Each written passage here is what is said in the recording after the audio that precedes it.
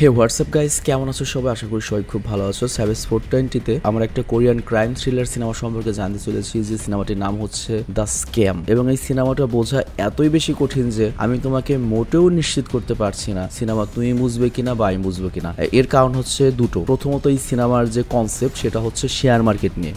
Share market নিয়ে আমরা সবাই একটু কম বুঝি। দ্বিতীয় ব্যাপারটি হচ্ছে এই সিনেমাতে প্রচুর ক্যারেক্টার রয়েছে। তবে এই সিনেমা দেখলে তুমি বুঝো বা না বুঝো, তোমার মাথার উপর দিয়ে হয়তো অনেক কিছু যাবে, তবে তারপরেও তুমি শেয়ার মার্কেট সম্পর্কে অনেক কিছু ধারণা পাবে। যে আমরা যে কয়টা পয়সা লাভের আশায় শেয়ার মার্কেটে, বা আমাদের মতো ছোট মানুষ যারা 2 পয়সা লাভের আশায় যে শেয়ার মার্কেটে আমরা ইনভেস্ট করব, কিন্তু আমাদের টাকা পয়সা খায় হচ্ছে কুত্তা বিলাইতে। কিভাবে টাকা পয়সা কুত্তা বিলাইতে খায়, কিভাবে শেয়ারের দাম বাড়ানো হয় কমানো হয়, মানে ভেতরে কি চলে। মানে তোমরা কিন্তু এরকম খবর পেয়েছো যে বাংলাদেশের শেয়ার মার্কেটে টাকা উধাও, তো ওই টাকাগুলো কিভাবে উধাও হয় সেই নিয়ে এই সিনেমাটি। তো আমার কথা হচ্ছে, সিনেমা হয়তো তুমি বুঝবে না, পুরো মাথার উপর দিয়ে যাবে, আমিও বোঝাতে পারবো না, আমারও মাথার উপর দিয়ে যাবে। তারপরে একবার হলো এই সিনেমাটি তোমার দেখা উচিত, তাতে অন্তত ধারণা পাবে যে কিভাবে কি হয়। আর এই সিনেমা পুরোপুরি সত্য ঘটনার উপর নির্মিত নয়, বাট দক্ষিণ কোরিয়াতে যা হয় বা পুরো দুনিয়াতে শেয়ার মার্কেটে যা হয় তা নিয়ে এই সিনেমাটির কাহিনী এগিয়ে নেওয়া হয়েছে। তবে ভিডিও স্টার্ট করার পূর্বে ছোট্ট একটা কমার্শিয়াল বিজ্ঞাপন রয়েছে, তোমরা চাইলে বিজ্ঞাপন দেখতেও পারো কিংবা স্কিপ করে মূল ভিডিওতে যেতে পারো, এখন তো তোমার ব্যক্তিগত ব্যাপার। হ্যালো বন্ধুরা, আজ আমরা এমন একটি অ্যাপ সম্পর্কে তোমাদের বলতে চাই যে অ্যাপটির অফিসিয়াল পার্টনার হচ্ছে পিএসজি। আর এখানে অনেকগুলো ম্যাচ খেলে ল্যাপটপ, আইফোন, স্মার্ট ওয়াচ ও আরও অনেক ক্যাশ প্রাইজ জেতার সুযোগ রয়েছে। আর এই অ্যাপটিতে সকল ধরনের লাইভ ম্যাচের রেজাল্ট দেখতে পারবে এবং এই ম্যাচের স্কোর অনুমান করে গেমও খেলতে পারবে, যেমন কোন টিম জিতবে, কোন টিম কত রান করবে, কে সর্বোচ্চ স্কোর করবে। এছাড়া বিভিন্ন ধরনের গেম রয়েছে, সেগুলো খেলেও ইনকাম করতে পারো। আর রেজিস্ট্রেশনের সময় আমাদের যে প্রোমো কোডটি রয়েছে SAVAGE100, এটা ব্যবহার করলে প্রথম ডিপোজিটে 26,000 টাকা পর্যন্ত বোনাস পেতে পারো। আর এই টাকা তুমি খুব সহজেই বিকাশ, ব্যাংক এবং অন্যান্য সহজ পদ্ধতির মাধ্যমে উঠাতে পারো। তো আর দেরি কিসের? ডেসক্রিপশনে প্রোমো কোড এবং পিন কমেন্টে প্রোমো কোড সহ সাইন আপ লিঙ্ক রয়েছে, সেটা ব্যবহার করো এবং ক্যাশ প্রাইজ জিতো। আর এখানে আরেকটা কথা মনে রেখো, আমরা যেই বিজ্ঞাপন দেই না কেন, অনলাইন থেকে টাকা আয় করা এত সহজ কোনো ব্যাপার নয়। তোমরা কোনো আর্থিক ক্ষতির সম্ভাবনা রয়েছে এমন কোনো ওয়েবসাইটে যাবে না। তো চলো এবার মূল ভিডিওতে চলে যাই। তো যাই হোক, বিজ্ঞাপন শেষে আমরা মূল ভিডিওতে ফেরত আসলাম। তো সিনেমার শুরুতে আমাদের এই সিনেমার মেইন হিরো, যার নাম হচ্ছে কেভিন, তাকে দেখানো হয় যে সবেমাত্র গ্র্যাজুয়েশন কমপ্লিট করেছে অর্থনীতি থেকে, ফাইন্যান্স থেকে। তো এরপর সে চাকরির জন্য যেখানেও ইন্টারভিউ দিতে যায় সেখানেই তাকে রিজেক্ট করা হয়, কারণ পুরো দুনিয়াতে এখন ভ্যাকান্সি বা তোমার চাকরির বাজারের চেয়ে চাকরির প্রত্যাশী বেশি। তবে অনেক ঘুরে একটা চাকরি পায়, সেটা হচ্ছে সেলসম্যানের চাকরি, যে চাকরিটা কেউ করতে চায় না। আর কেভিনও সেটা করতে চায় না, কিন্তু যেহেতু বিপদে পড়েছে কি আর করবে, না চাইতে ওই চাকরি করে। তো বেশ কিছুদিন চাকরি করে বেশ কিছু টাকা জমিয়েছে। তো একদিন সন্ধ্যায় ও যখন ওর স্কুলের ছোটবেলার বন্ধু বান্ধবদের সাথে বসে পাবে ছিল, পাব মানে হচ্ছে ওই মদের বারের মতোই, কিন্তু তার চেয়ে একটু উন্নত আর কি। তো ওদের মধ্যে একটা স্কুল বন্ধু ছিল যে কম্পিউটার ইঞ্জিনিয়ার, এবং সে বলে আজকাল .com কোম্পানিগুলো অনেক টাকা কামাচ্ছে, তো আমিও একটা কোম্পানি খোলার চিন্তা করেছি। আর তারপর সেই কোম্পানিটাকে শেয়ার মার্কেটে যদি লিস্টেড করাতে পারি, তাহলে দেখা যাবে আবার $100 সম্পদ 10,000 টাকার মাল হয়ে যাবে, এবং একমাত্র শেয়ার মার্কেটই মানুষকে মিলিয়নার বানাতে পারে। তো আমি তোমাকে এখানে যেটা বুঝলাম সেই জিনিসটা আমি একটু বুঝিয়ে বলি। ধরো আমি, তুমি বা আমরা বন্ধু বান্ধব মিলে ছোট্ট একটা কোম্পানি খুলেছি। ধরো আমরা সাইকেলের টিউব বানাই, তো আমাদের ছোট কোম্পানি লোকালি চলছে, কিন্তু ইনভেস্টর দরকার। তখন মানুষ করে কি, শেয়ার মার্কেটে সেই কোম্পানিটা যুক্ত করে, এবং যারা ইন্টারেস্টেড থাকে তারা করে কি, ওইখানে বা তোমার কোম্পানিতে টাকা খাটাবে। এভাবে কি হবে, তোমার কোম্পানির আস্তে আস্তে ভ্যালু বাড়বে। আবার যখন তোমার কোম্পানির শেয়ার মানুষ বিক্রি করে দেবে, তখন কিন্তু তোমার ভ্যালুটা কমে যাবে, মানে এরকম অনেকটা জিনিস আর কি। তো বেচারা কেভিন ওর কথা রাজি হয়ে যায়, ওর সাথে কোম্পানি করবে, এবং শেয়ার মার্কেটে এনলিস্টেড হলে তারপর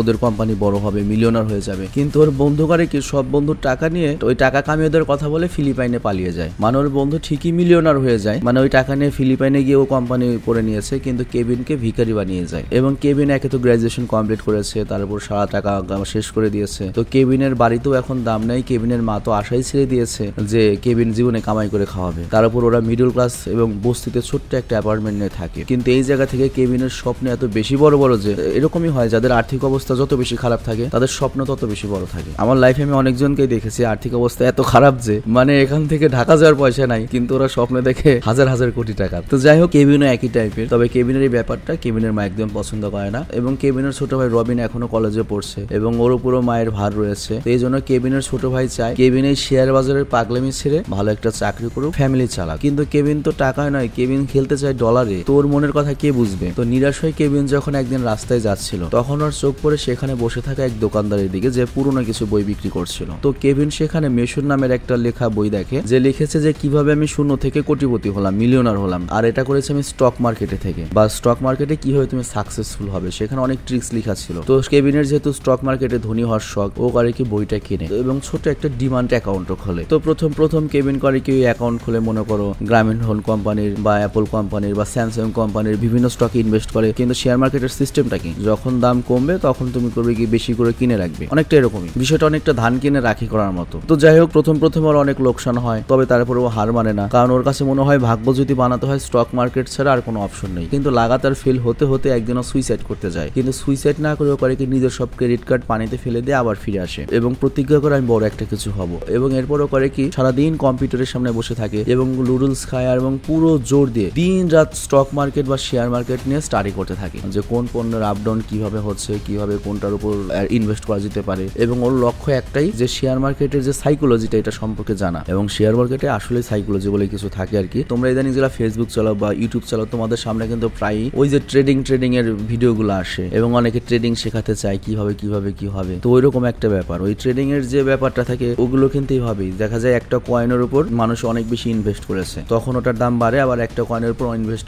মানুষ উঠিয়ে নিয়েছে, তখন ওই স্টকটার দাম কমে যায়। তো ব্যাপারটা এরকম। তো ট্রেডিং যে ডাইরেক্ট একেবারে মনে করো 1xbet বা ওগুলোর মতো জুয়া, ব্যাপারটা এরকম না। ট্রেডিং ওই শেয়ার মার্কেটের মতো একটা সিস্টেম, তবে খুবই রিস্কি। তো যাই হোক, কেভিন করে কি মার্কেট শুরু হওয়া থেকে বন্ধ হওয়া পর্যন্ত কম্পিউটার স্ক্রিনের সামনে বসে থাকে এবং আস্তে আস্তে ও করে কি একজন ইন্ডিভিজুয়াল ছোট্ট ইউটিউবার হিসাবে আগের কামানো কিছু টাকা মাঠে এক্সপিরিয়েন্স হিসাবে ইনভেস্ট করতে থাকে। তো প্রথমেও শেয়ারে বিভিন্ন কোম্পানিতে ছোট ইনভেস্ট করে, আর যারা ছোট ইনভেস্টর শেয়ার মার্কেটের তাদেরকে বলা হয় আন্ট, মানে পিঁপড়া। তো কেভিন এখানে 5টা বছর পিঁপড়ার মতো কাটিয়ে দেয়, কিন্তু 5টা বছরও যে অভিজ্ঞতাটা অর্জন করে, যে আসলে কিভাবে কাজ করে শেয়ার মার্কেট, কিভাবে ওঠানামা করে, এটাও বুঝে ফেলে। বিষয়টা আমি তোমাকে বুঝিয়ে বলি। ধরো গ্রামীণ ফোনের আজকে একটা শেয়ারের দাম আছে 100 টাকা, তুমি 100 টাকা দিয়ে কিনেছো, তোমার কাছে আছে 500 টাকা, তুমি 500 টাকার 5টা শেয়ার কিনেছো। তো যখনই দেখলে যে 120 টাকা করে হয়েছে, তুমি বেশি রিস্ক না নিয়ে বিক্রি করে দিলে, তাহলে তোমার লাভ হলো। কিন্তু যখন আবার লস হবে, 90 টাকায় চলে আসবে, যারা অনেক ধনী মানুষ তারা কি করে, তারা হয় করে কি আরো বেশি শেয়ার কিনে আরো বেশি টাকা লাগিয়ে দেয়, তাহলে ওই শেয়ারের দাম বেড়ে যায় এবং এটা দেখে করে কি আরো অনেক মানুষ সেখানে টাকা লাগায়, তারপর ওই শেয়ারের দাম 100 টাকা থেকে 200 টাকা হয়ে যায়। তখন সে করে কি, যে টাকা সে আগে ইনভেস্ট করা ছিল, পরে যে টাকা ইনভেস্ট করেছে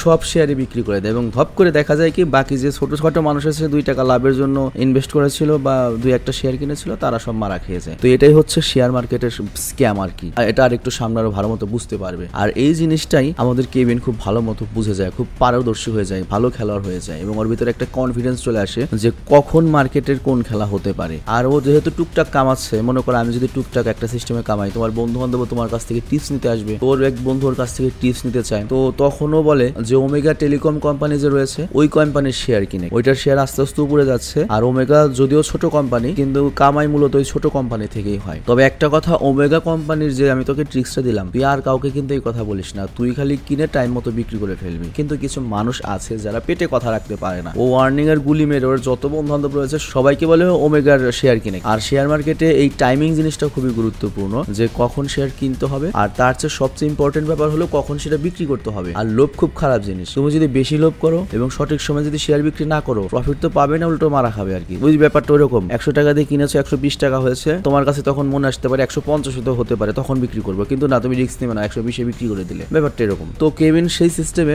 একটা নির্দিষ্ট পজিশনে যখন পৌঁছায়, মানে ওর যে প্ল্যানটা করেছে সেই টার্গেটটা হিট করতেই ওর সকল শেয়ারও বিক্রি করে দেয় এবং ওর বাকি বন্ধু বান্ধব সবাই টাইমে বিক্রি করে নেয়। তো হঠাৎ করে এতগুলো লোক শেয়ার বিক্রি করার কারণে ওমেগার প্রাইস ধাপ করে নিচে পড়ে যায়। আর এর ফলে যেটা হয়, যারা ওই যে রাঘব বোয়াল, যারা ওমেগার টাকা খাটিয়ে ইচ্ছে করে ওমেগার শেয়ার প্রাইস বাড়াচ্ছিল, তাদের এই জিনিসটা ভালো লাগে না, কারণ তারাই হচ্ছে শেয়ার মার্কেটের ম্যানিপুলেশন করে থাকে। মানে আমাদের কেভিনের জন্য শেয়ার মার্কেটের যে রাঘব বোয়াল, তাদের ক্ষতি হয়ে যায়। আর তাদের মধ্যে একজন হচ্ছে মিস্টার হান, যে এই সিনেমার মেইন ভিলেন, যে আন্ডারওয়ার্ল্ডে ডেডলি গ্রিন স্নেক নামের একটা গ্যাং চালাতো, কিন্তু বর্তমানে এখন ডিজিএস ক্যাপিটাল হোল্ডিংস নামের একটা কোম্পানি খুলে ছোট কোম্পানির সাথে ম্যানিপুলেশন করে টাকা কামাচ্ছে। বিষয়টা আমি বুঝিয়ে বলি। ওই যে আমরা যে সাইকেলের টিউবের কোম্পানি দিয়েছিলাম, ধরো আমরা শেয়ারে লিস্টেড করেছি, আমাদের ওই টিউবের কোম্পানির মেশিন ট্যাশিন, জায়গা জমি, ঘর টর সহ সব দাম আছে হলো 10 লক্ষ টাকা। তো আমাদের শেয়ার 10 টাকা করে ছেড়েছি। তো এরা করে কি, আমাদের কোম্পানি তার ইনভেস্ট করবে, আমাদের শেয়ারের দাম বাড়াবে, সবাই দেখবে যে এটার দাম তো বাড়ছে, তখন আমাদের মতো ছোট গরিব মানুষ তারা করবে কি 2-1 পয়সা লাভের আশায়, বা যারা 5-10 হাজার টাকা দিয়ে ব্যবসা করে তারা ওখানে ইনভেস্ট করবে, তখন ওরা ঢপ করে টাকা বের করে নেবে আর তোমাদের ওই গরিবের টাকা মাইর ওরা জিতে যাবে। বাট কেভিনের জন্য এটা হয়নি। তো যাই হোক, প্রথম জন তো হান গেল, দ্বিতীয় জন হচ্ছে মারিও,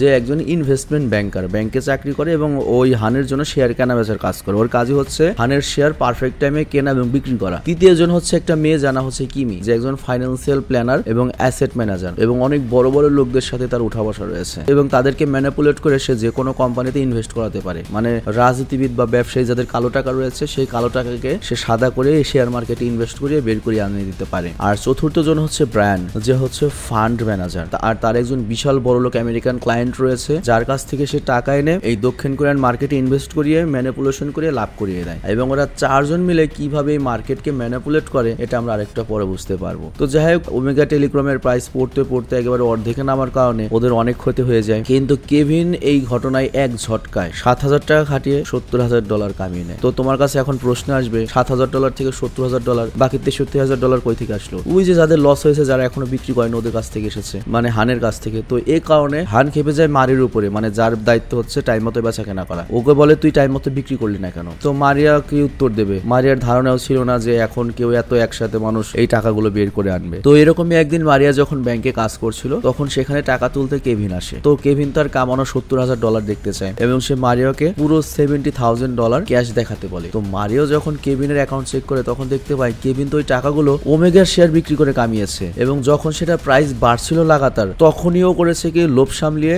বিক্রি করে দিয়েছে, যেটাকে বলে সেফ গেম। মানে ওদের ক্ষতির জন্য এই কেভিনই দায়ী এবং ও এতগুলো টাকা বের করেছে দেখে বাকি সবাই ওর দেখা দেখি শেয়ার বিক্রি করে দিয়েছে। এবং এরপর কেভিনের পুরো ট্রানজাকশন চেক করার পরে মারিয়া আরো জানতে পারে কেভিন বেশিরভাগ টাইমেই তার শেয়ারগুলো ওই পয়েন্টে বিক্রি করে যেটা সেফ থাকে এবং এখান থেকে বেশ কামেও করে নিয়েছে ছোটখাটো। তো যাই কেভিন এখানে 70,000 থেকে 3,000 নিয়ে নেয়। তবে কেভিন যাওয়ার সাথে সাথে মারিয়া করে কি হানকে কেভিনের খবরটা বলে দেয়। আর তারপর হানের গুন্ডারা কেভিনকে তুলে আনে এবং ওকে জিজ্ঞাসাবাদ করা শুরু করে যে তুই ওমেগাতে যে তুই ইনভেস্ট করলি, তারপর যে এতগুলো টাকা লাভ করলি, তোকে এই ট্রিক্সটা কে দিয়েছে? তোর মাথায় বুদ্ধি আসলো কই থেকে? তো কেভিন তখন বলে আমি গত 5 বছর ধরে এই লাইনে রয়েছি, আমি স্টক মার্কেটের যে চার্ট রয়েছে সেটা স্টাডি করে আমি সেই হিসেবে টাকা লাগাই, সেই হিসেবে টাকা উঠাই। বিষয়টা বুঝিয়ে বলি, তোমরা যারা ট্রেডিং বা যে স্টক মার্কেটে দেখেছো তার একটা গ্রাফ থাকে, কিন্তু চার্ট থাকে, ওই চার্টের ব্যাপারে বলছে। তো তখন সেখানে হান আসে আর সে কেভিনকে জিজ্ঞাসা করে আচ্ছা আমরা ওমেগার শেয়ারের সাথে এত টাকা খরচ করে সিনিমিনি করলাম, সেটা দাম বাড়ার পরে আরো কিছু মানুষের ইনভেস্টমেন্ট করার পরে তারপর ওটা আমরা বিক্রি করতে চেয়েছিলাম, কিন্তু তোর জন্যই হঠাৎ করে আমাদের শেয়ার বিক্রি হওয়া শুরু হয়ে গিয়েছে, যে কারণে আমাদের তো ভারী লোকসান হয়েছে। তবে একটা কথা মানতে হবে, তুই অনেক ব্রিলিয়ান্ট। তো এরপর সে কেভিনকে জিজ্ঞাসা করে তুই কিভাবে জানলি যে ওমেগার প্রাইস রানিং বাড়ছিল, তারপরও তুই কিভাবে সেল করলি তোর শেয়ার প্রাইস? তো কেভিন তখন এক্সপ্লেন করে এবং কেভিন বলে গত 3 সপ্তাহ আগে ওমেগার প্রাইস একবারে ছিল $2, কিন্তু তখনই হঠাৎ করে সেটাকে চড়া দামে অনেক পরিমাণে কেউ কিনে নেয় আর তারপরে 3 সপ্তাহ পর্যন্ত সেই শেয়ারটি পার্টিকুলারলি ভাবে কেউ না কেউ কিনছিল। তো তখন আমি বুঝতে পারলাম যে কোনো কারণ ছাড়াই যেহেতু এই কোম্পানির শেয়ারের প্রাইস এভাবে আস্তে আস্তে বাড়ছে, তার মানে এর পেছনে লোক লেগে রয়েছে এবং এটাকে ম্যানিপুলেশন করা হচ্ছে যাতে আরো সাধারণ মানুষ সেটার উপর টাকা খাটায়। এবং এই ধরনের ম্যানিপুলেশনের পিরিয়ড সাধারণত 1 মাস থেকে 3 মাস পর্যন্ত চলে, যেটা আমি গত 5 বছর ধরে স্টাডি করে শিখেছি। ব্যাপারটা আমি তোমাকে বুঝিয়ে বলি। ধরো যারা এই ধরনের ম্যানিপুলেশন করে, একটা নর্মাল কোম্পানির শেয়ার যখন বাড়াবে তারা কথা করে কি নিজেদের টাকা খাটায় 1 মাস থেকে 3 মাস পর্যন্ত সেটা শেয়ার বাড়াতেই থাকে। তো এরপর যখন সবার নজরে আসে তখন সবাই করে কি ওই শেয়ারটা কিনে, কেনার পরে তারপর ধপ করে ওদের টাকা ওরা বের করে নেয়, মারা খায় সাধারণ মানুষ। এইরকম একটা ব্যাপার। কিন্তু আমাদের কেভিন এটা গত 5 বছর ধরে স্টাডি করেছে যে ম্যানিপুলেশনরা ধরতে পেরেছে। তো এই জন্য যেটা করে ওমেগার প্রাইস যখন প্রথম সপ্তাহে বেড়েছে যে এইটার পেছনে কেউ লেগেছে তখনই আমি কিনি এবং তৃতীয় সপ্তাহ শেষ হওয়ার একদিন আগে আমি সেটা বিক্রি করে দিই। সিম্পল ব্যাপার। তবে তারপরেও হান কেভিনের আরো বুদ্ধি পরীক্ষা করতে চায়, কারণ এই কেভিনকে তার কাজে লাগতে পারে। তো এর জন্য সে কেভিনকে একটা দায়িত্ব দেয়, তুই আমার কোম্পানির পক্ষ হয়ে আমার টাকা ইউজ করে যে কোনো কোম্পানির শেয়ারে ট্রেডিং করে একদিন আমাকে 20% প্রফিট কামিয়ে দে, তা না হলে আমি তোর আঙুল কেটে দেবো। কিন্তু এখানে কথা হচ্ছে 20% প্রফিট কামানো এত সহজ নয়। তবে তারপর ওই কেভিন ভয়ের চোটে হানের যে কোম্পানি রয়েছে ডিজিএস এর পক্ষ থেকে মার্কেটে ট্রেডিং শুরু করে আর আজকে সন্ধ্যায় মার্কেট শেষ হয়ে যাওয়ার আগেই অনেক কষ্টে 20% প্রফিট কামিয়েও দেখায়। তো কেভিনের এই ক্ষমতা দেখে হান তো ইমপ্রেস হয়ে যায় এবং ওকে পার্সোনাল অ্যাসিস্ট্যান্ট এবং ডেপুটি ম্যানেজার বানিয়ে নেয় এবং এরপর সে কেভিনকে ডিজাইনারের পোশাক দিয়ে লুক চেঞ্জ করায় আর কেভিনকে একটা কথা বলে যেতে যেতে সবসময় উইনার হবি, সেটা একা খেলে হোক বা সবাইকে নিয়ে খেলে হোক, কিন্তু উইনার হতে হবে। আর তারপর হান করে কি কেভিনকে বাকি সব পার্টনারদের সাথে পরিচয় করানোর সিদ্ধান্ত নেয়। বাট কেভিনকে দেখে মারিয়া তো পুরো শকড হয়ে যায় এবং বেজারও হয়, তার মতে কেভিনের কোনো যোগ্যতাই নেই ওদের সাথে বসার এবং সে কথায় কথায় কেভিনকে ইনসাল্ট করতে শুরু করে। বাট হান তখন মারিয়াকে বলে এত বাড়তি কথা বলবি না, আমাদের পরবর্তী প্রজেক্টে কেভিন আমাদের সাথে কাজ করবে। আর এরপর আরেকজন লোক আসে যার নাম হচ্ছে ব্রায়ান, যার আমেরিকা ইনভেস্টর রয়েছে এবং ফান্ড ম্যানিপুলেটেড শেয়ারে ইনভেস্ট করে। আর এই ব্রায়ানের কাজ হচ্ছে একটা কোম্পানির শেয়ার যখন বাড়বে তখনই আমেরিকান লোক দিয়ে যখন দেখানো হবে যে আমেরিকান একটা কোম্পানি এখানে শেয়ার কিনলো, তখন সাধারণ মানুষের আগ্রহ আরো বেড়ে যায়। মানে এইভাবে ওরা ম্যানিপুলেট করে, বিষয়টা আমি বুঝিয়ে বলি। কয়েকদিন আগে ইলন মাস্ক ঠিক এই কাজটা করেছিল। সে বিটকয়েনের উপর ইনভেস্ট করে, আর সে ইনভেস্ট করার পরে বিটকয়েনের দাম হু হু করে বাড়তে থাকে। কিন্তু ইলন মাস্ক এরপর যেটা করে, লাভও যখন হয়েছে ওর সব টাকা বের করে নেয় এবং বিটকয়েনের দাম আবার কমে এখন 61,000 60,000 নেমে এসেছে। তো এরকম একটা ব্যাপার যে নাম করা মানুষকে ইনভেস্ট করাও, তারপর দাম বাড়িয়ে ফাটিয়ে দাও। তো যাই হোক, এরপর হান তার দুজন পার্টনারকে বলে যে ওং নামের একজন লোককে আমি ডেকেছি, যার কোম্পানির নাম হচ্ছে ডোজন কনস্ট্রাকশন। কিন্তু ওই শালা একটা পুরো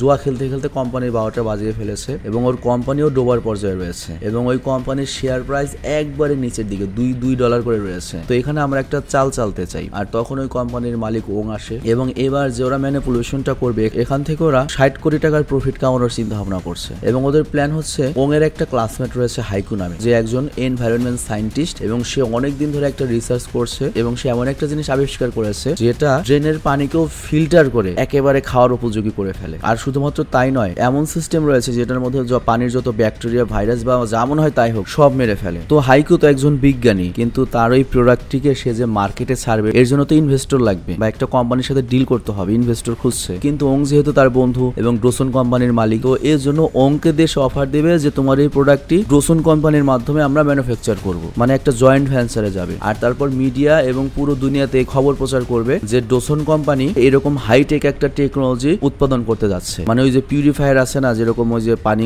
পরিষ্কার করে নেয়। তো এইটা যখন করবে তখন ডোসন কোম্পানির শেয়ার, মানে ডোসন কোম্পানির উপর আবার মানুষের আগ্রহ আসবে যে ডোসন কোম্পানি তো ভবিষ্যতে লাভ করবে, অনেক বিক্রি করবে, সেই হিসাবে ওটার প্রাইস আবার টপে চলে যাবে। আবার টপে যাওয়ার আগে হানের টিম করবে কি, তখন ডোসন কোম্পানিতে অনেক টাকা ইনভেস্ট করবে, তো যাতে ডোসন কোম্পানির ইনিশিয়ালি কিছু শেয়ারের দাম বেড়ে যায়, মানে $2 থেকে $10 হয়ে যায়। আর তখন সাধারণ মানুষটা করবে কি, হ্যাঁ $10 গিয়েছে, এটা তো তাহলে $40 যাবে, মাত্র 2 দিনেই $10 চলে গিয়েছে। ওই হিসাবে সবাই করবে কি, যখন শেয়ার কিনবে তখন ওটার দাম যখন $100 যাবে তখন ওরা সকল শেয়ার বিক্রি করে দেবে এবং কোম্পানি এরপর বন্ধ করে দেবে। কিন্তু কেভিন এখানে হানকে বলে, যেহেতু এটা হেলথ এবং এনভায়রনমেন্টের প্রোডাক্ট, এটা তো হট টপিক, আর ওই ডনসন কোম্পানি তো এমনিই মরে গিয়েছে, তো এটা যে আমরা কিছু উৎপাদন করব বা আমরা একটা কিছু প্ল্যান যে দেখাবো, এর জন্য তো ইনভেস্টর লাগবে। ইনভেস্টর আমরা কই পাবো, আপনারা তো খালি শেয়ার কিনবেন আপনাদের টাকা দিয়ে। তো তখন যে সুন্দরী মেয়ে রয়েছে সে বলে, ইনভেস্টরের কোনো অভাব নেই। আর কিমির সবচেয়ে বড় ইনভেস্টরটা হচ্ছে মেশন নামে সেই ব্যক্তি, ওই লোকটা যে বই লিখেছে যে আমি কিভাবে কোটিপতি হয়েছি স্টক মার্কেট থেকে। তাছাড়া আরো অনেক ইনভেস্টর রয়েছে যারা বিজনেসম্যান বা তোমার ওই যে পলিটিশিয়ান। তো এখানে কিমি বলে, এখন আমরা মেশনের কাছে যাব না, যেহেতু এটা আমাদের একটা বড় প্ল্যান, আমরা এমন কিছু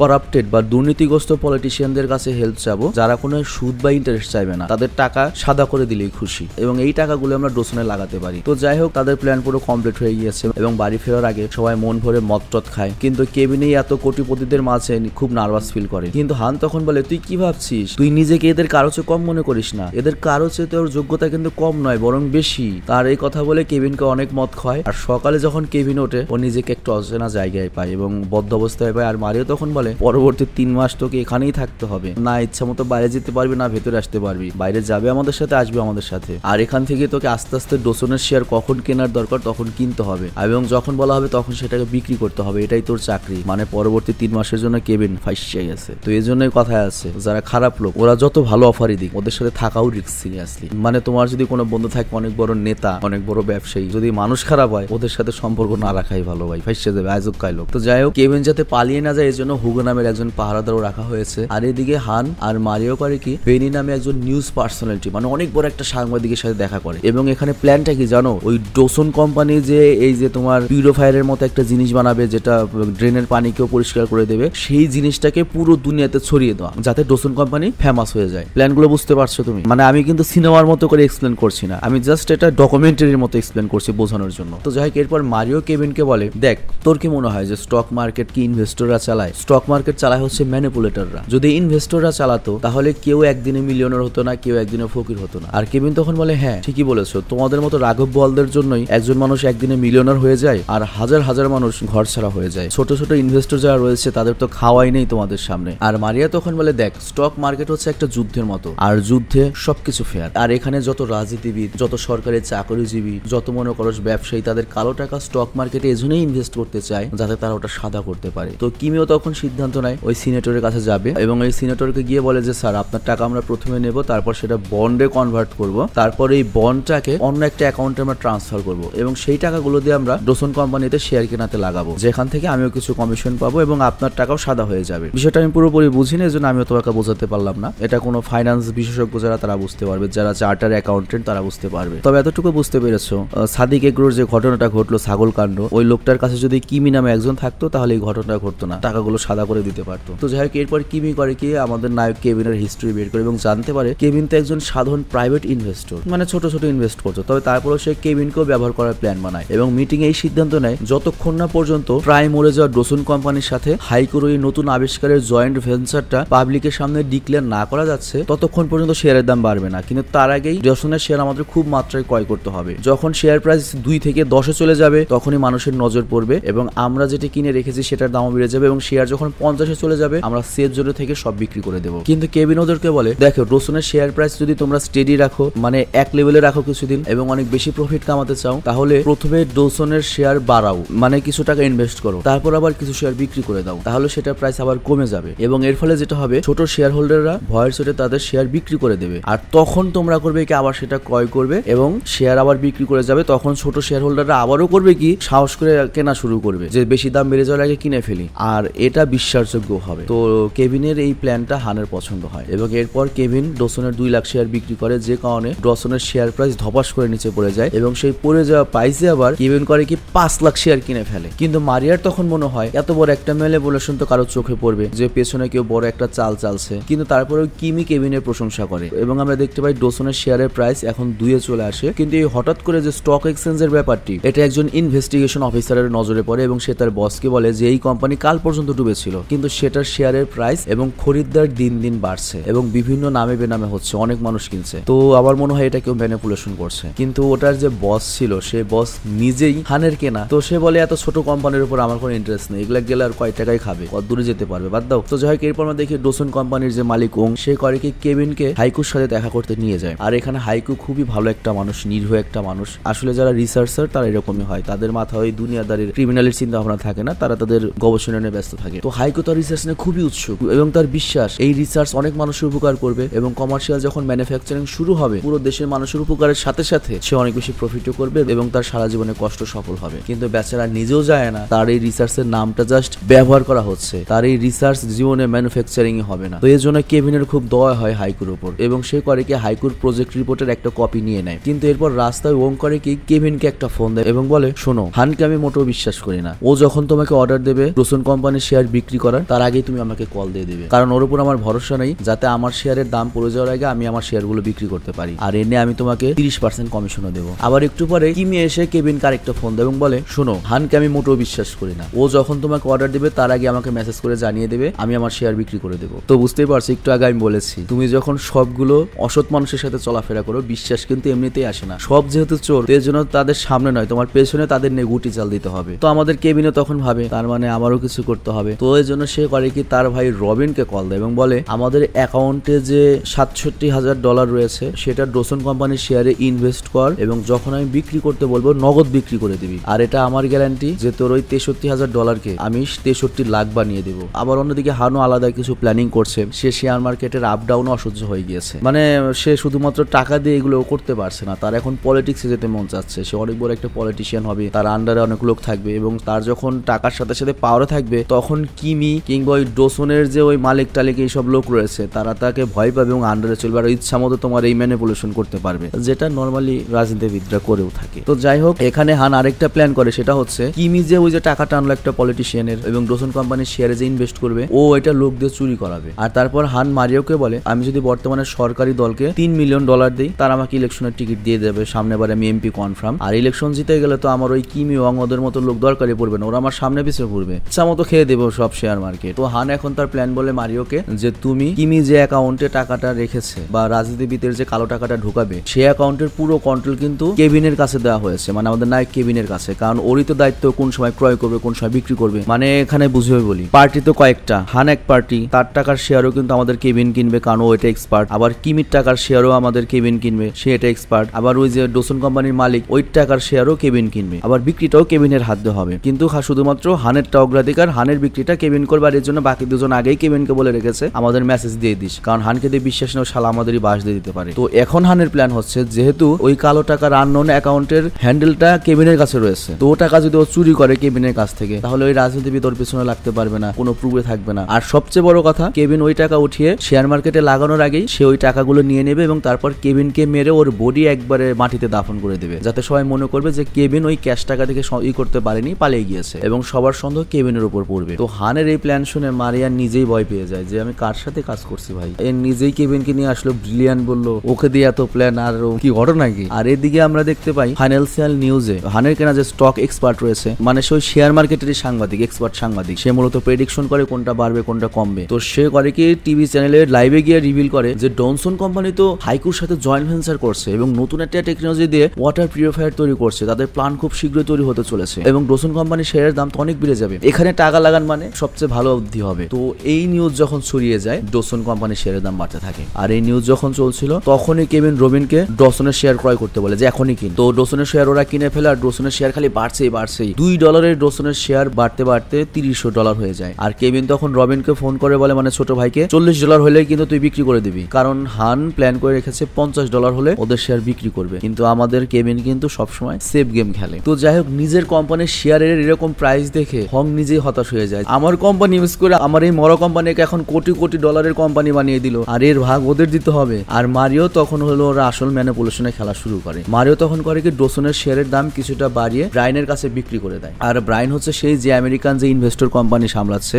তো আমেরিকান কোম্পানি করে কি ডনসন কোম্পানির শেয়ারে ইন্টারেস্ট দেখায়, মানে ব্যাপারটা অনেকটা এরকম যে ইলন মাস্ক ডনসন কোম্পানিতে ইনভেস্ট করেছে, বিল গেটস ডনসন কোম্পানিতে ইনভেস্ট করেছে। তো এটা দেখে সাধারণ মানুষরা আরো করে কি ডনসন কোম্পানির শেয়ার ক্রয় করতে পাগলের মতো হুমড়ি খেয়ে পড়ে। আর এরপর ওদের যে খেলাটা শুরু হয় সেটা হচ্ছে ব্রায়ান করে কি ওই দামটায় আবার হানের কাছে বিক্রি করে দেয় তার শেয়ার। হান আবার করে কি সেই শেয়ারের দাম আরেকটু বাড়িয়ে ওর নিজের লোক মারিওর কাছে বিক্রি করে। মানে ওরা ওদের টাকাগুলো ওদের নিজেদের মধ্যেই ঘোরাচ্ছিল আর শেয়ারের দাম বাড়া কমানো করছিল। এবং ওরা এমন একটা প্ল্যান করছিল, শেয়ারের দাম বাড়তে বাড়তে আরো মানুষ যখন এখানে টাকা ইনভেস্ট করবে তারপর মরবে কারা? পিঁপড়ারা, আই মিন আমার তোমার মতো ছোট ছোট যারা ইনভেস্টর, এবং তারাই চালে পড়তে চলেছে। কিন্তু কেভিন যখন এই চালবাজি দেখে অনেক রেগে যায়, কারণ এখানে লাখ লাখ মানুষ ফকির হতে চলেছে, তাদের সংসার বরবাদ হয়ে যাবে। কারণ এই শেয়ার মার্কেটও জুয়া না হলো একটা জুয়ার মতো সিস্টেমই, কারণ নগদ টাকার লোভকে সামলাইতে পারে। তো কেভিন তখন সিদ্ধান্ত নেয় সে পরদিনই রবিনকে শেয়ার বিক্রি করতে বলবে। আর এদিকে হান কাল সকল শেয়ার বিক্রি করে কেভিনকে মারার সিদ্ধান্ত নেয়, মানে সব শেয়ার বিক্রি করে কেভিনকে মেরে দেবে এবং ওই টাকাটাও মেরে দেবে। নাম হবে কি কেভিন টাকা নিয়ে চলে গিয়েছে। তো পরের দিন হানের গুন্ডারা কেভিনকে মারতে আসে, আর কেভিনও বুঝতে পারে আমাকে আর ওদের প্রয়োজন নেই। কিন্তু পালানোর আগে সে ওংকে আর কিমিকে মেসেজ করে যে শেয়ার বিক্রি করে দাও। তো ডনসনের শেয়ার প্রাইস তখন 40 চলছিল, কিন্তু কিমি আর ওং তো জানে এবং হান তো জানে ওদের প্ল্যান হচ্ছে 50-এ বিক্রি করা। আবার কিমিকে কেভিন বুদ্ধি করে বলে রেখেছিল যে তোমার যে কালো টাকাগুলো আসবে সেগুলো শেয়ারের দাম যখন 40 হবে তখন ওইটা ইনভেস্ট করবে, তারপর 50 গুলো বিক্রি করে দেবে। কিন্তু যখনই কেভিনের মেসেজ ওদের কাছে আসে তখন কিমি আর করে কি সেই ফান্ড ইনভেস্ট করেই না, উল্টো ওরটা বিক্রি করে নেয়। মানে কিমি আমাদের কেভিনকে সেই অ্যাকাউন্টের এক্সেসটা দেয় না, যে টাকা দিয়ে আমাদের কেভিন নিজের হাতে আর ও টাকা ইনভেস্ট করবে। আর এদিকে হানের গুন্ডারা কেভিনকে ধরে নিয়ে যায়। আবার এদিকে হান কিমিকে তখন ফোন করে এবং খুব কনফিডেন্স নিয়ে বলে কেভিন তো টাকা নিয়ে পালিয়ে গিয়েছে রে, কারণ কথাই ছিল 40 যখন যাবে তখন ওই কালো টাকা ইনভেস্ট করা হবে, 50 কালে বিক্রি করবে। তো কিমি তখন বলে আরে আমি কি বলদ নাকি, ও কিভাবে পালাবে, আমি তো ওকে অ্যাকাউন্টের এক্সেসই দেয়নি। তো অ্যাকচুয়ালি হান মনে করেছিল যে কিমি অলরেডি টাকা দিয়ে দিয়েছে। তো এই কথা শুনে হান তো পুরো শকড হয়ে যায় এবং এই ডনসনের শেয়ার অলরেডি 40 পর্যন্ত আনার জন্য 2 থেকে 40 পর্যন্ত আনার জন্য হানের কিন্তু অনেক টাকা ইনভেস্ট করতে হয়েছিল। তো হান তখন তাড়াতাড়ি মারিওকে বলে ডনসনের শেয়ার তাড়াতাড়ি বিক্রি কর, তা না হলে কিন্তু মরবি। কিন্তু হান আর মারিও নিজেও জানে না যে ডনসনের শেয়ার, ডনসনের যে কোম্পানির মালিক ওং তার নিজের যে শেয়ার ছিল সব শেয়ার বিক্রি করে দিয়েছে, মানে ডনসনের মালিক নিজেই বিক্রি করে দিয়েছে তার শেয়ার। তো এত কোয়ান্টিটিতে শেয়ার বিক্রি হওয়ার কারণে ডনসনের শেয়ার প্রাইস হঠাৎ করে ধপাস করে কমে যায় এবং ওং করে কি তার শেয়ার থেকে কামানো টাকা নিয়ে পালিয়ে যায়। আর ডনসনের গ্রাফ পড়ে যাওয়া দেখে হান আর মারিওর চক্কর চলে আসে, আমাদের টাকা তো শেষ, মানে ওরা যে খেলা খেলতো ওর সাথে সেই খেলা হয়ে গিয়েছে। আর মারিও তখন চেক করে জানতে পারে যে এত টাকা তো ওং উঠিয়েছে, মানে ওংই তার সকল শেয়ার বেচে দিয়েছে, ওদের পেটে চাকও ধরিয়ে দিয়েছে। তো তখন হান অনেক রেগে যায়। আর অন্যদিকে হানের গুন্ডারা কেভিনকে জীবিত যখন দাফন করতে যাবে তখন হান কল করে এবং বলে কেভিনকে বাদ দে, তোরা এখন ওংকে ধর। তো এই কেভিনকে হগুর নামে একজনের কাছে রেখে ওরা চলে যায়, কিন্তু হগু ছিল আবার কিমি নামের ওই মেয়ের লোক। তো কিমির কিছু পার্সোনাল টাকা ডনসনের শেয়ারে আটকে রয়েছে, যে কারণে ও ডিপ্রেস রয়েছে। আবার এরপর কেভিন করে কি তার ভাইয়ের সাথে দেখা করে আর ওকে সান্ত্বনা দেয়, কারণ সব শেয়ার তো ওং বের করে নিয়েছে, সবার টাকাই নাই হয়ে গিয়েছে। তো আমাদের রবিনের টাকাও নেই, 70,000 টাকা শেষ, মানে 67,000। কিন্তু কেভিনের ভাই তখন বলে তোর উপর তো আমার এত ভরসা ছিল, আমি আমাদের মায়ের ফ্ল্যাট বন্ধক রেখে তারপর আরো 1 লাখ টাকা এক্সট্রা ইনভেস্ট করেছিলাম, এখন যদি ওই টাকা ফিরিয়ে না দেয় তাহলে তো মায়ের ফ্ল্যাট চলে যাবে। এই কথা শুনে কেভিনের পায়ের নিচ থেকে মাটি সরে যায়, মানে ও যেমন লোভী ওর ভাই ওই রকম লোভী, ওর ভাইয়ের লোভ ওর মাকেও বরবাদ করে দিয়েছে। আবার এদিকে হ্যানের কাছে এখন ডনসনের প্রাইস বাড়ানো ছাড়া আর কোনো উপায় নেই, কারণ প্রাইস না বাড়ালেও তো ওর নিজের দামটা বাড়াতে পারছে না। কিন্তু এত নিচে পড়ে যাওয়ার স্টকের প্রাইস বাড়াবে কিভাবে? তো তখন হান করে কি ডনির সাথে দেখা করে, ডনি নামের একজন লোকের সাথে, যাকে স্টক কিলার বলা হয়। সে যে কোনো পড়ে যাওয়া স্টককে বুদ্ধি খাটিয়ে উপরে উঠাতে পারে, কিন্তু সে কমিশন হিসেবে 5 মিলিয়ন ইয়েন চায়। আর অন্যদিকে কেভিন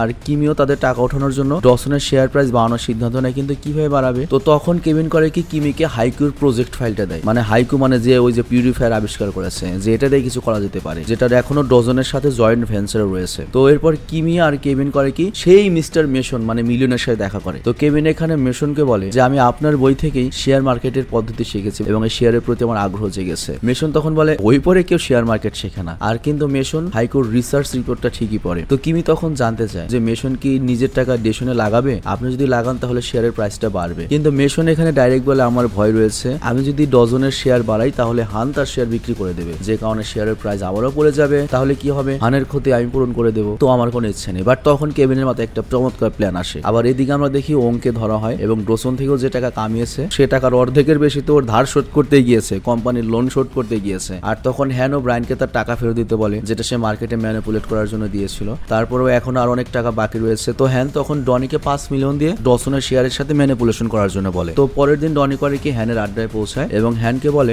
ডসনের শেয়ারে একটা জাল বেছাবো, যখনই প্রাইস বাড়বে তখনই সেটা বিক্রি করে দেবে। কিন্তু পড়ে যাওয়া স্টক কে কিনবে? এর উত্তরে ডনি বলে যেসব শেয়ারের প্রাইস বটম প্রাইস পর্যন্ত পৌঁছে যায় সেটা ওর চেয়ে নিচে যায় না, এটা সবাই জানে। যেহেতু ডসনের দাম এখন 2 চলছে, এটা এর চেয়ে নিচে যাবে না, তার মানে উঠলে উপরের দিকে উঠবে, এটা সবাই জানে। তো এখন যেটা করতে হবে, আমি যে প্ল্যানটা করব, মার্কেট বন্ধ হওয়ার কয়েক সেকেন্ড আগে আমি করব কি, কয়েক মিলিয়নের ফেক অর্ডার করব, যেটা বুকিং হয়ে থাকবে ঠিকই এবং বুকিং হয়ে শেয়ারের দাম বেশি দেখাবে, কিন্তু আমার টাকা শেয়ার মার্কেটে অ্যাড হবে না। তো এর ফলে যেটা হবে, সবাই জানাজানি হবে যে ডসনের দাম আবার বাড়ছে, তখন আবার ওটা ডিমান্ডে আসবে এবং সবাই কিনতে চাইবে। কিন্তু পরের দিন আমি করব কি, বুকিংটা ক্যান্সেল করে দেবো। তো ডনি এরপর অর্ডার রিপ্লেস করে। এটার খবর কিমি জানতে পারে এবং কিমি তো এগুলো করেই খায়, মানে ওই মেয়েটাও বুঝতে পারে যে এটা ফেক অর্ডার, শুধুমাত্র দাম বাড়ানোর জন্য করা হয়েছে এবং যখনই দাম বাড়বে ওরা অর্ডার ক্যান্সেল করে সেই স্টকটাকে বড় দামে বিক্রি করে গায়েব হয়ে যাবে। আবার এদিকে কেভিনের প্ল্যান হলো এইটা যে হাইকু যে পিউরিফায়ারটা বানিয়েছে এটা সত্যি সত্যি ভালো একটা প্রোডাক্ট, এটাকে জেনুইনলি মার্কেটে আনা যেতে পারে। তো এর জন্য কেভিন বলে কিমির এই প্রজেক্টটাকে ওই মন্ত্রীর কাছে নিয়ে যেতে, সিনেটরের কাছে নিয়ে যেতে, যাতে সরকারের পক্ষ থেকে হাইকুকে একটা পুরস্কার পাইয়ে দেওয়া হয়। আর হাইকু যখন একটা পুরস্কার পাবে তখন হাইকুর প্রজেক্ট বাতাসে উড়বে। আর হাইকুর সাথে যেহেতু ডজন কোম্পানির জয়েন্ট ভেঞ্চার রয়েছে তাহলে অটোমেটিক্যালি ডজন কোম্পানির দাম বেড়ে যাবে। তো এরপর কিমি করে কি, হাইকোর রিপোর্টটা সিনেটরের সামনে রাখে।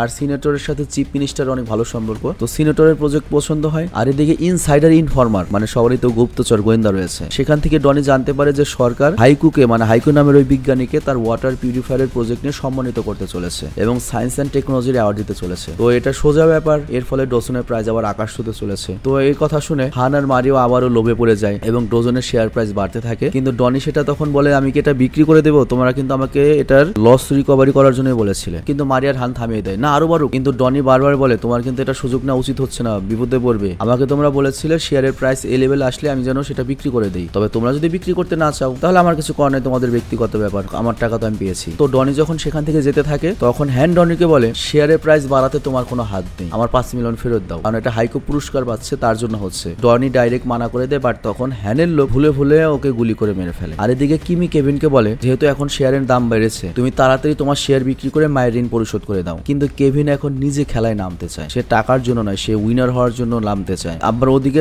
টাকার লোভে $40 মিলিয়ন প্রফিট হওয়ার পরেও মারিও শেয়ার বিক্রি করে না। আর ওই দিনের মার্কেট যখন বন্ধ হয়ে যায় কারণ হ্যানের উপর রাগে যে এত লাভ হলে বিক্রি করলি না কেন, কিন্তু সন্ধ্যায় হ্যান আর মারিও হাইকুর সাথে দেখা করে এবং তাকে কংগ্রাচুলেশন করে যে আপনাকে সরকার সম্মানিত করতে চলেছে। কিন্তু এই বিজ্ঞানী হাইকু নিজেই জানে না যে তাকে সম্মানিত করতে চলেছে, বলে আমি তো এরকম কিছু করিনি, হয়তো শেয়ার মার্কেটের প্রাইস বাড়ানোর জন্য এই গুজবটা মার্কেটে ছড়ানো হয়েছে। তো হ্যান তখন বুঝতে পারে এই কাজ কেভিন আর কিমির আমাদের খেলা আমাদের সাথে খেলে দিয়েছে এবং এটাও জানতে পারে যে ডজনের শেয়ারের প্রাইস বাড়ানোর জন্য মেসনের হাত রয়েছে এবং মেসন যদি এই খেলা খেলে মেসনের সাথে যেতে অসম্ভব, কারণ মেসনের টাকা অনেক বেশি এবং মেসন যদি এখন তার সকল শেয়ার বিক্রি করে দেয় তাহলে ডজনের শেয়ার আবারও 2 টাকা হয়ে যাবে। বিষয়টা আমি একটু তোমাদের খুলে বলি। মনে করো হ্যান আর হচ্ছে মারিও ওরা ধরে 10 কোটি টাকা আগেই খাটিয়ে রেখেছে, কিন্তু শেয়ার কমতে কমতে সেটার মান ধরে এখন 2 কোটিতে নেমে এসেছে, কিন্তু আবার বেড়ে গিয়ে 14 কোটিতেও গিয়েছিল, কিন্তু তখন ওরা বিক্রি করেনি লোভে পড়ে। কিন্তু এর মধ্যে অফিস বন্ধ হয়ে গিয়েছে, এখন তার শেয়ার বেচা কেনা করা যাবে না। কিন্তু ওই দামটা বেড়েছিল কিসের জন্য? মেশন নামের ওই লোকটা এখানে ইনভেস্ট করেছে সেজন্য। তো কালকে যখন অফিস খুলবে প্রথমে যদি মেশন তার টাকা বের করে আনে তাহলে ওই লসটা হবে হচ্ছে হ্যানের, আর হ্যান যদি তার টাকা বের করে আনে লস হবে হচ্ছে মেশনের। তো বুঝতেই পারছে এখন কি খেলাটা হবে। তো এই কথা শুনে হ্যান রেগে যায় এবং বুঝতে পারে কিমি মেশনের এজেন্ট এবং মেশনের হয়ে কাজ করে এবং কিমি যে কোনো ভাবে কাল সকালে সবার আগে শেয়ার বিক্রি করবে, কিমিকে তো আটকাতেই হবে। তো হ্যানের গুন্ডারা তখন করে কি ডনির লাশ হ্যানের গাড়ির পেছনে রাখে আর তারপর যেহেতু সময় নেই গাড়ি নিয়ে তাড়াতাড়ি কিমির অফিসের দিকে যায়। তো হ্যান চায় কিমির আগে যেন মারিও তার শেয়ার বিক্রি করে, কিন্তু মারির ভেতরে কনফিডেন্সই নেই কারণ মাত্র একটা মার্ডার হয়েছে। তো হ্যান যখন কিমির অফিসে পৌঁছায় সেখানে গিয়ে সে দেখতে পায় ওখানে তো কিমি নেই, কেভিন রয়েছে। কিন্তু কিমি একটা ক্যাফেতে বসে মার্কেট খোলার অপেক্ষা করছিল। তো কেভিন তখন হ্যানকে বলে মার্কেট খোলার পরে যে আগে ডিল করবে সেই জিতবে। তো এরপর যখন মার্কেট খোলে তখনই মারিও অনেক ফুর্তির সাথে তার কাছে থাকা ওই 14 কোটি টাকা মনে করো যে শেয়ার বিক্রি করে দেয়। কিন্তু এটা ছিল ম্যানিপুলেশন স্টক এবং এটা নজর আসে হচ্ছে ইনভেস্টিগেশন অফিসারদের চোখে এবং কিমি মূলত ওদেরকে এই খবরটা দিয়েছে, পুলিশে ধরিয়ে দিয়েছে। তো পুলিশ এসে হ্যানার মারিওকে ধরে এবং এর উপর আবার হ্যানের গাড়িতে ডনের ডেড বডি পাওয়া যায়। ডনিও তো বিশাল নাম করা মানুষ। তো অফিসাররা তখন হ্যানকে বলে বাবা তোমার তো যাবজ্জীবনের লম্বা ছুটি হতে চলেছে। আর এদিকে হাইকুকে সত্যি সত্যি রিসার্চের জন্য সম্মানিত করা হয় এবং মেসন করে কি পুরো ডোসন কোম্পানিটাই কিনে নেয় এবং নাম দেয় হচ্ছে মেসন বায়োটেক এবং হাইকুর সাথে জয়েন্টের সেই ওয়াটার পিউরিফায়ার আনে। তো যাই হোক এরপর কেভিন ইউরো অফিসারকে বলে তোমরা যদি এই ফ্রড লোকদের ধরতে অক্ষম হও তাহলে আমাকে জানিও, আজকের পর থেকে আমি তোমাদেরকে শিক্ষা দেবো যে কিভাবে মার্কেট ম্যানিপুলেশন করতে হয় বা কারা করে। তো যাই হোক এরপর কেভিন তার মায়ের ফ্ল্যাট বাঁচিয়ে নেয় আর হাইকুকে গ্লোবালি অনেক সম্মানিত করা হয়। আবার কেভিনের অনেক আগের একটা শখ ছিল মঞ্চ নাটক করবে, যেহেতু টাকা হয়েছে, টাকা থাকলে তো বুঝে সুখে থাকলে ভূতে কিলায়, টাকা থাকলে ভূতের শ্রাদ্ধ হয়। ও করেছে কি একটা মঞ্চ নাটকের আয়োজন করেছে এবং প্রথম ইনভাইটেশনটা দিয়েছে কিমিকে। হয়তো ওদের মধ্যে কোনো ইটিস পিটিস হবে, এটা আমাদের বোঝানো হয় না। এবং কেভিনের সততা এবং বুদ্ধি দেখে স্বয়ং মেশন কিন্তু হাইকুর কোম্পানির বা মেশন বায়োটেকের বোর্ড অফ ডিরেক্টর হিসেবে রেখে দিয়েছে। তো এখানে এই সিনেমাটি শেষ হয়ে যায়। আমি জানি এই সিনেমার কিচ্ছু তোমরা বুঝোনি, আমি নিজেও কিচ্ছু বুঝিনি, তারপরেও জাস্ট আমরা এতটুকু বুঝলাম যে আমরা মাঝখানে শুনেছিলাম বাংলাদেশের শেয়ার বাজার কেলেঙ্কারি, কিভাবে এই কেলেঙ্কারিগুলো হয় একটু হলেও হয়তো তোমরা ধারণা পেয়েছো। এবং আমাদের দেশে যে শেয়ারের কেলেঙ্কারির টাকাগুলো হয়েছিল প্রায় 4000-8000 কোটি টাকার মতো, ও টাকা কিন্তু আজ পর্যন্ত ফেরত আসেনি, কখনো আসবেও না, কিংবা এদেশে ধরা পড়া কখনো সম্ভব না। কারণ এদেশে যখন একটা ইস্যু আসবে সেই ইস্যু নিয়ে অনেক মাতামাতি হবে, তারপরে নতুন আরেকটি ইস্যু আসবে, আগের ইস্যু আমরা ভুলে যাব। নর্মালি দেখো না রানা প্লাজার ব্যাপারটা, তার কি বিচার হয়েছে, কোন অবস্থা আছে, কি হয়েছে আমরা কিছুই জানি না। মানে যখন যেটা হবে তখন সেটা নিয়ে আমরা মাতামাতি করি, তারপর সেটার কোনো কিছু সম্পর্কে আমরা জানি না। এবং আমরা তো এটা দেখলাম হচ্ছে শেয়ার বাজারে ম্যানিপুলেশন প্রত্যেকটা ক্ষেত্রে হয়। মিডিয়াও কিন্তু আমাদের ব্যাপক ম্যানিপুলেশন করে, আমাদের ব্রেন নেই কিন্তু পুরো খেলে মিডিয়া, টিভি চ্যানেল বলো, সোশ্যাল মিডিয়া বলো, নিউজ পেপার বলো, তারাও কিন্তু আমাদের ব্রেন নিয়ে খেলে। তারা যদি কারো পেছনে লাগে, যে কাউকে পথের ফকির বানাতে পারবে, যে কাউকে হিরো বানাতে পারবে, যে কাউকে ভিলেন বানাতে পারবে, যে কারো একটা দোষ ঢেকে দিতে পারবে, যে কারো একটা গুণকে তারা ঢেকে দিতে পারবে, এর প্রমাণ আমরা অনেকবারই পেয়েছি। তো যাই হোক তোমরা সবাই ভালো থেকো, সুস্থ থেকো, টেক কেয়ার, বাই বাই। আর গাইস যারা ফুল ভিডিও দেখেছো তাদের জন্য একটা গুড নিউজ রয়েছে, সেটা হচ্ছে আমাদের একটা ক্লোথিং স্টোর রয়েছে, তোমরা সবাই সেটা জানো। আর আমাদের ক্লোথিং স্টোরটা একটু ডিফারেন্ট, এর কারণটা হচ্ছে তুমি তোমার ইচ্ছা মতো তোমার টি শার্টটি ডিজাইন করে নিতে পারো। মনে করো গুগল থেকে যে কোনো একটা গ্রাফিক্স তুমি ডাউনলোড করে দিলে, বা সামনে কোন গ্রাফিক্স থাকবে, পেছনে কোন গ্রাফিক্স থাকবে, বা তুমি তোমার বন্ধু বা বান্ধবীকে তার স্পেশাল ডেতে স্পেশাল একটা টি শার্ট গিফট করতে চাও, তাহলে আমাদের ওখান থেকে তুমি অর্ডার করতে পারো। আর র্যান্ডম স্টোরকে আরো এক ধাপ এগিয়ে নেওয়ার জন্য র্যান্ডমের কো ওনার নাফিসের সাথে মিলে আমরা একটা ক্যাম্পেইন লঞ্চ করেছি, যেখানে তোমরা যদি আমাদের স্টোর থেকে টি শার্ট কেনো তাহলে তোমাকে একটা কুপন দেওয়া হবে। আর সেই কুপনের এক পার্ট থাকবে আমাদের কাছে, এক পার্ট থাকবে তোমাদের কাছে। এবং এই ক্যাম্পেইনটা চলবে হচ্ছে 3 মাস পর্যন্ত। এবং এই 3 মাস পরে আমরা সেই কুপনগুলো নিয়ে লাইভে এসে লটারি করব। আর ওই লটারির মাধ্যমে আমরা অনেক ধরনের পুরস্কার দিতে চলেছি, যেমন এর মধ্যে রয়েছে একটা জিক্সার মোটরসাইকেল, একটা আইফোন, এছাড়াও নগদ 20,000 টাকাও পুরস্কার থাকবে, তার সাথে আরো ছোট বড় অনেক পুরস্কার থাকবে। তো আমি আশা করছি তোমরা সবাই এই ক্যাম্পেইনে অংশগ্রহণ করবে, অন্তত একটা টি শার্ট কিনে হলো, এবং আমাদের এই ক্যাম্পেইনটা সফল করতে সহায়তা করবে। আর আরো বিস্তারিত জানতে তুমি আমাদের পেজে চলে যাও, পেজের লিঙ্কটা আমি দিয়ে দিয়েছি ডিসক্রিপশনে, র্যান্ডম স্টোরের লিঙ্কটা, এবং ওখানে আমাদের র্যান্ডম স্টোরের যে কো ওনার সে ভিডিওর মাধ্যমে সবকিছু তোমাকে বুঝিয়ে বলবে। তো রিকোয়েস্ট থাকলো তোমরা একবার র্যান্ডম স্টোরে যাও এবং সেখান থেকে পুরো প্রসেসটা জেনে নাও এবং অবশ্যই এই ক্যাম্পেইনটা সফল করো। তো আমি বিদায় নিচ্ছি, ভালো থেকে সুস্থ থেকো, টেক কেয়ার, বাই বাই।